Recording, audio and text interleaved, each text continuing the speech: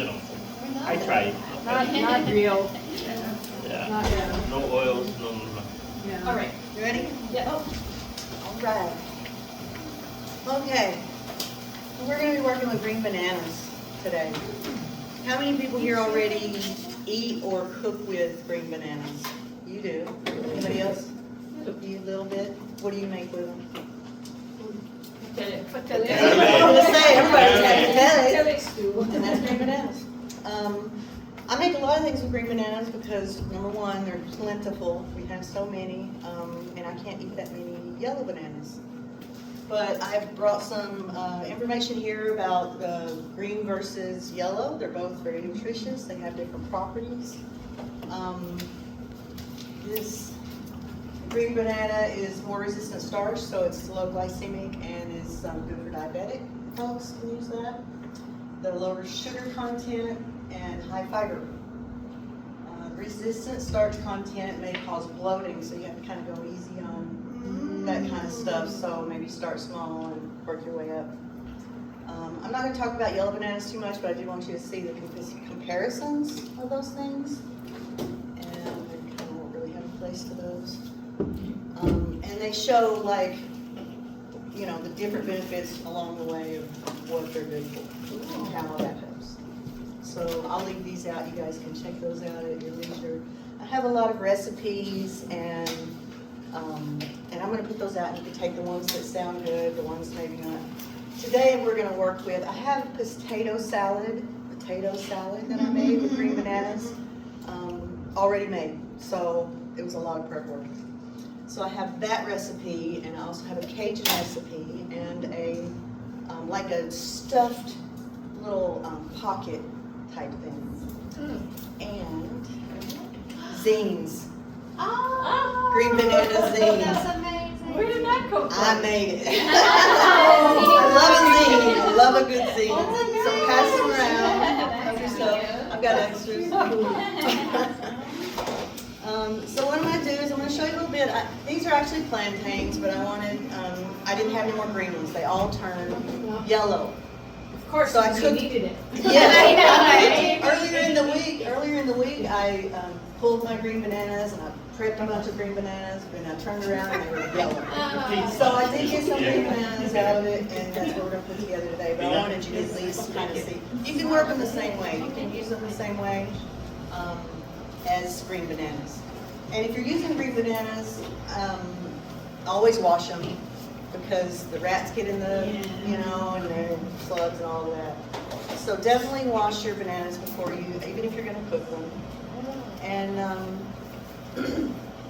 so what we're going to do is, I wanted to show you a little bit from start to finish what I usually do. And I know that for like patella stew and a lot of folks, when they use green bananas, they peel and prepare them first while they're uncooked. I cook them first because they're easier to work with. They don't have that sticky, latexy. They're just not as messy, in my opinion. And then I can stock my freezer with however I want them ready to go, and I can just pull them out and work with them. This is an example of that. This is the green and white stripy bananas. I don't know if you guys have ever seen those. They're great. And these were some that I already prepared and run through I steamed them and run them through a blender, like a Ninja or a food processor, to get this kind of thick, chunky grind, but you can use it for all kinds of things.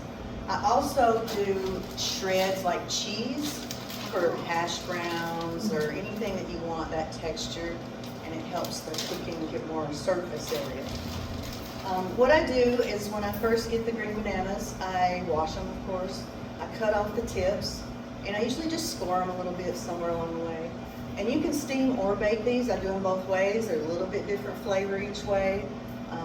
I do stovetop steaming a lot because it uses less energy. I'm off grid. So, but if I want a roasted flavor, I will do the same thing and put them in the oven, cover it, and let them bake in the oven. About 40 minutes, 30 to 45 minutes.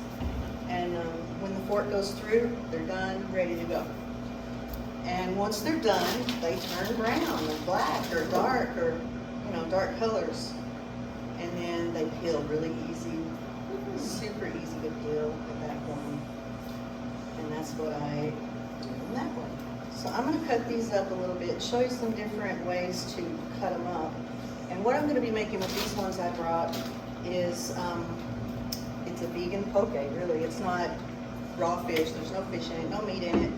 And you can do it with, I'm gonna make it with tofu, so it's a mix of the green banana, cooked green banana, it's already cooked, and tofu. So I really love to cook them first, like I said, and put them in the freezer, because then I can just pop, pull this out if I need something like, for something like this, when you heat it up and start to mash it, maybe mix it with liquids or broth or something like that, it starts to get kind of a mashed potato texture to it. So you can use this for, well, just mashed potato type thing, or you can do like I call it paniola pie, shepherd's pie. It's as a topping for shepherd's pie and that sort of thing. And that's what this grind. You can also grind it like smooth almost into a paste. For the potato salad and for this poke, I usually make small cubes, dice, bite sizes, things like that. And so it's just, gives that one bite kind of deal. And so as you can see, small dices. I'm gonna put it in here so you can mix it. And one of the things, like if you're trying to replace other starches like rice or potatoes or breads even, you can, I've made things like flatbreads, roti, some pan flatbreads fried. And usually I grind it like this or finer to roll it out, mash it out. For the chops, which is one of these recipes here, I only brought enough of this. This is what I had for dinner last night. So I only brought enough to kind of show you. And this is just a plain fritter, debossing fritters. And this one is made sweet like a pancake. It's got cinnamon and honey, and you can use it with peanut butter or jam or syrup or something like this. This is a savory version, and this is the filled chops. So when you cut this one open, it's going to have, that one I believe has cheese. I would do cheese, half a boiled egg, any kind of filling that you like to put in, anything can go in the middle of that. So that is two different ways. You can do both of these with shreds or this pulverized type like this. Just depends on the texture you like. Sometimes I make it with eggs so it holds together better. Sometimes if it's moist enough and sticky enough type banana, you don't even need egg or any kind of binder. You can just mash it, flatten it out, and do that with it. So I'm going to keep cutting these up. Do you have to bread? Is that breaded? It's got panko on the outside, and I believe it's on the recipe full instructions. Since I'm not preparing that, I wanted to at least see what was possible. And so once you put the dough, I call it dough or masa, make masa with it, and you flatten out a size, and then you put the little filling in the middle, and then you take another piece and mash right on top of it and press it until it's nice and okay, firm. And then I roll that in panko, and then just fry it in panko.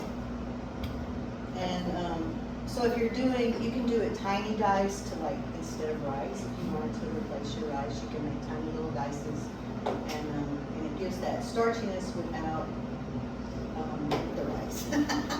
Without the carbohydrates, it's a more digestible carbohydrates. So while I'm chopping these bananas up, I think what I want to do is let you all try some of this potato salad.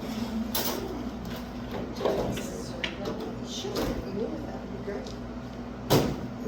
How green do you pick your banana? Like, I'm sorry? How green do you pick your banana? Like, is one Well, part they of the need bunch? to start rounding out like I picked these green and they've turned since then. And so if they're super angular, they're going to be, you can eat them up pretty green. Like if I have one fall over in the weather, I'll just go ahead and cook them up. And the ones that are too unripe, I'll give to the goats or whatever. But almost always, if they're, rounded out enough, you can use them as a starch. They're great. And the minute they start to turn, they're sweet and they kind of defeats the whole point. But, and I use them, like I said, I use them all the time. And one of the things, I'm preparing this, I don't like calling it poke, but that's basically, it's that style of salad. It is a poke salad. And obviously no raw fish. And when you're working with, like at home, you want to include the family with this stuff. Usually what I do is get the base ready and then almost like a baked potato bar, or add your own toppings, like create your own poke bowl, because not everybody likes onions, not everybody likes whatever. And so it's like add your own ingredients kind of thing. Food processor works well for grating or pulverizing. The oven tends to dry them out a little bit more, so it's kind of a nicer thing to start with if you want to make more of a flour from it instead of a chunky thing. It needs to be a little bit dry. It'll gum up still if it's too wet. So sometimes you can dry it in the oven or try some different things like that. Is that working? Is that coming out? So I'm going to refer to my notes here. So like I said, there's a lot of different ways to prepare. You can use it in curries. You can use it in like pateles. You can make any kind of masa with it. I make tamales with it. Curries, I said curries, didn't I? Shepherd's pie. Any way that you might consider using potato, I haven't found any way that you can't kind of replace it.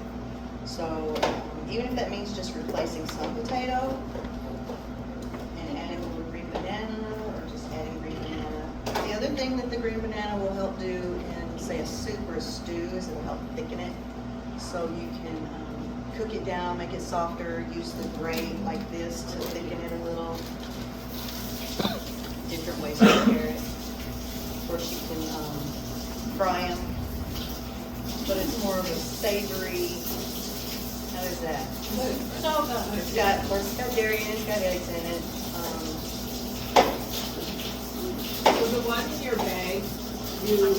in your bag, was it frozen? No, the one that you're cutting now. These? Was it originally frozen? I didn't freeze these. Oh, I you steamed just- them yeah. and stuck them in the bag and put them in the fridge. So they're kind of sweaty and wet still, but I didn't freeze those. I usually prepare it, either shred If it. you're gonna freeze it, you prepare it. I prepare it up to the point. And I usually, like if I have a whole rack of green bananas, I'll do some like this, Yeah. some shred, some. So have you done like cubed and then you can throw it in the salad? Yep, yep. And it'll break down more than, that yeah. kind, but, and so I'll use it for something like a stew where I want it to be thick and it'll kind of cook down and Yeah. become thick. And that seems to work pretty well. So do you want to do a class? What do you need, what do you want to know? We're ready to attend. You're attending it. I'll answer any of your questions. And you can add anything to it. Of course, you can make this vegan. It's not. It's dairy. It's got mayo. It's got eggs.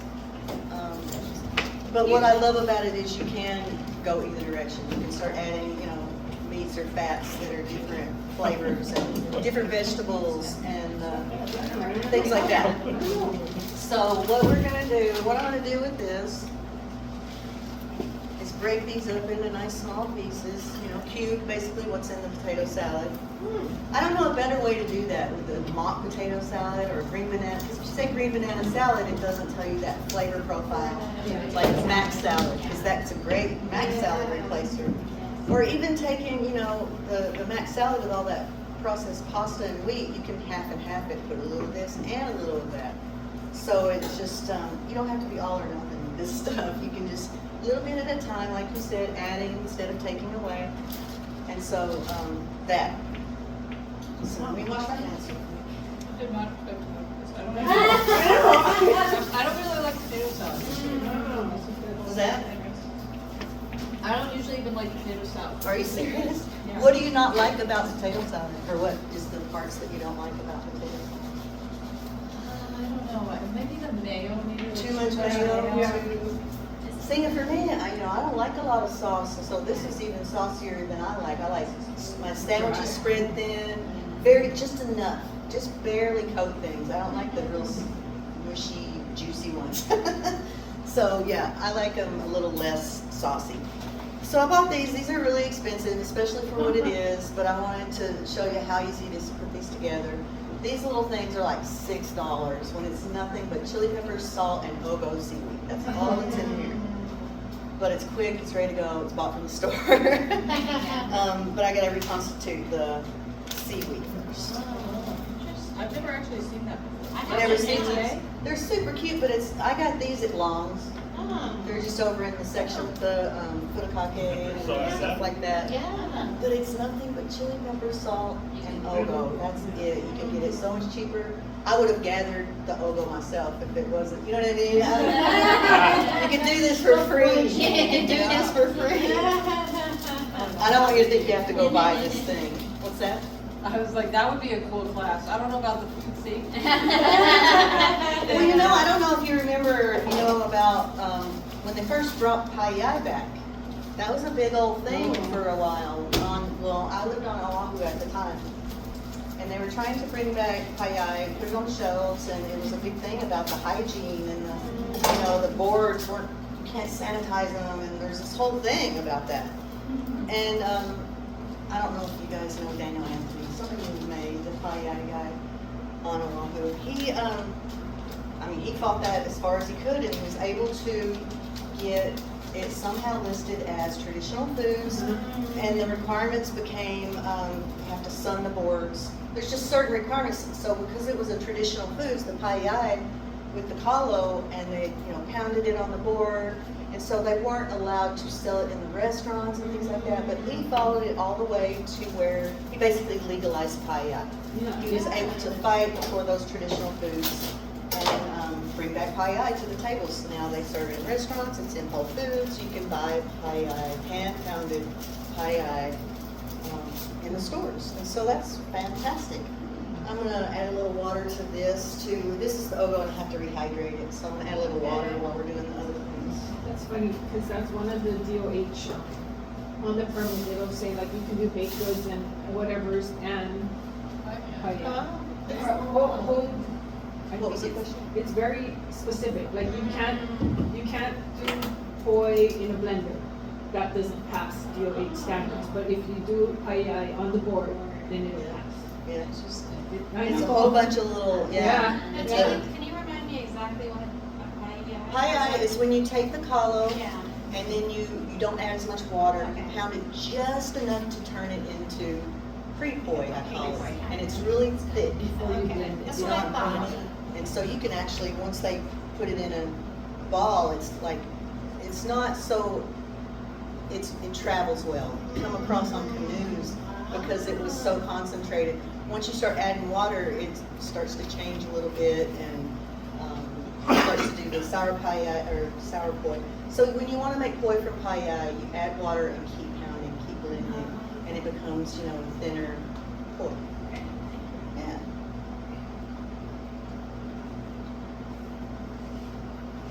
So that's gonna rehydrate a little bit.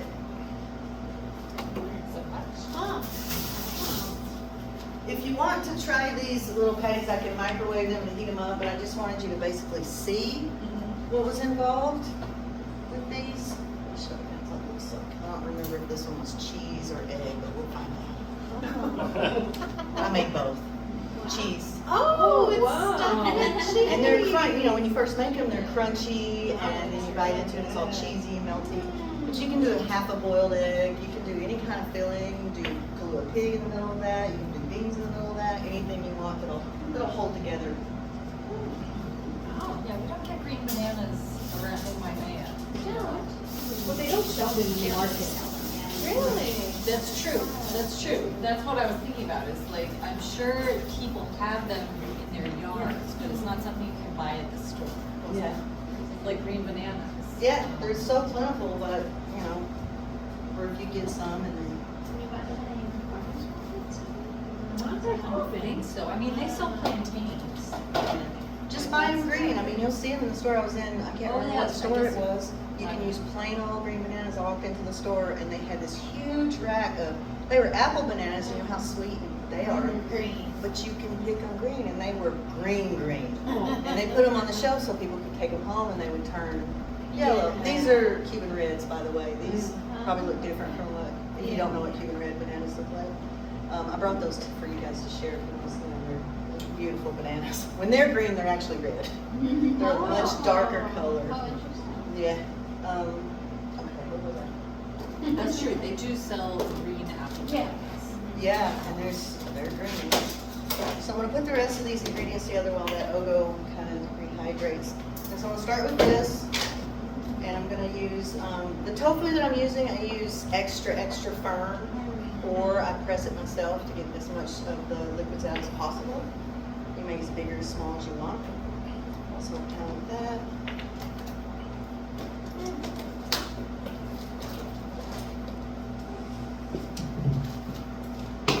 Salt and chili pepper.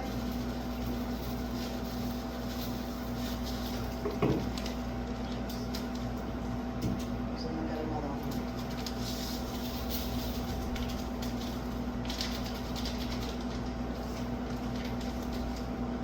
That one. And let's see, I have here somewhere. You walked away with my sesame oil. Oh. And a little sesame oil helps with flavor.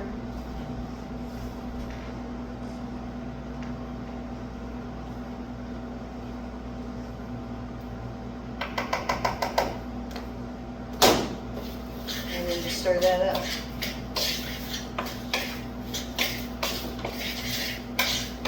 Let that start to marinate a little bit. And similar to what you did with the teriyaki, you can add, at that point, you know, you can throw this on the table and start having people build their own poke. I've got chopped onion, I've got chopped bell pepper, I've got green, sliced green onion. And let's see what else did I fall in the So I'm going to put this Ogo in here, and once that's in there, you still have those little cups. I brought some little horseshoe cups with lids, and people want to take it home actually. But let's do it.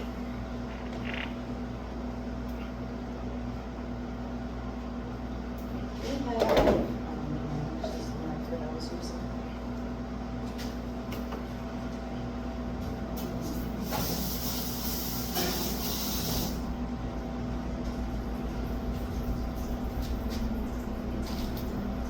And I like to chop it up. I usually use kitchen shears or something to cut it up into little tiny pieces. So I'm just gonna chop it up. I see that, yeah. It's like, oh, thank you. Thank you. So, Never worked. yeah, If you go to the Seahorse Farm, they'll let you taste some of the stuff. yeah. Anytime I'm at the beach or the rocky shoreline is where I usually find the seaweeds. I know there's a big movement right now to like, is Ogo kind of new Yep, to like revitalize? absolutely. So good for us. I mean, free food, right? It's just right there. I go out, I've been out on, here in Hilo, I've been out on the jetty. You can find it out there. That's where I found it. Not this, of course. So I'm just gonna mix it up in there. The smaller it is, the better it'll spread, of course.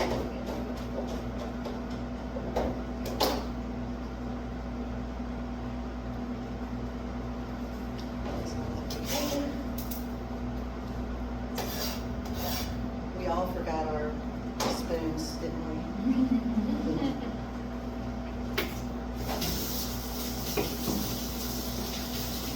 Do you need one? I have extras. I have. What do you need fixed? So you guys- Oh, this is I have this one.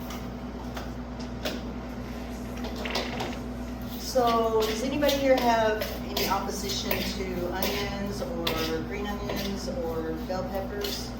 I'm gonna mix it all up and keep it with it. All right, cool. I do like the idea of the DIY poke bar. There's a place that's called Poke to Your Taste. Yeah. It's, that's what he does. He puts it all out really? there and you go mix your own, yeah. Is that the one on Wine Nui? It's No, right it's on, by the it's airport. right by the Looks airport. like it's Yeah. That's right. Yeah. Leilani Street or Le- something? Yeah, Yeah, Leilani. And I just thought that was the greatest thing Is it because, you know, still open? Yeah. Yes. Yeah. It is? Right Oh, up the okay. lid. Yeah, it does not look like it. I know. And The they even lunch got hour. the food truck go around. Oh, Yeah. oh, very nice. Yeah, like street food, that's like. Yeah, Pokey to your taste. yeah, that's it. And what a great idea, because everybody wants their own little version of it, I right? know, I like the KTA spicy. Ready to go? one. Yeah. They did it perfect. They do, they really have it down. The guy told me how he does it the other day. The spicy ahi? Yeah. What's he do? What's the Well, I secret? think he was saying that you add the ahi last. Yeah. So you mix it all up Yeah. together, and then he makes a California one where they add chopped cucumbers. And I liked Ah. that option to add some vegetables, Yeah, because otherwise I just eat straight fish. yeah. So, and of course, the ratios on this are also to your taste, right? And I would let this marinate for, some time before I serve it, but we're not here for that long. So you're welcome to try it now, or you're welcome to, I brought some portion cups with lids, and you're welcome to, till it's gone, and take it home and eat it later if you want it to meld together a little, but it's ready to try if you'd like. Oh, Great. Okay. Oh, it's so beautiful. I'm gonna take a picture of it. Right? Then Maybe it's like, I'll, well, you trick somebody till they take Oh, a yeah, bite. well, I should have you showing it off. You should get her with like her. Maybe you Oh, can yeah, already. That's adorable. Okay. And the different textures, the tofu really is more of a fish texture. And the banana, the green banana, is a little bit firmer than that. But I do use the firm tofu because of that. The softer tofu is just kind of fall apart in there. Or I press it, is the other thing. Wow, that's quite a bit of seaweed in there. for that Isn't that little- pretty? There, you know what, let's use my bowls first, and then we can use these too. And let's see, let me look at my notes real quick, see if I've forgotten anything.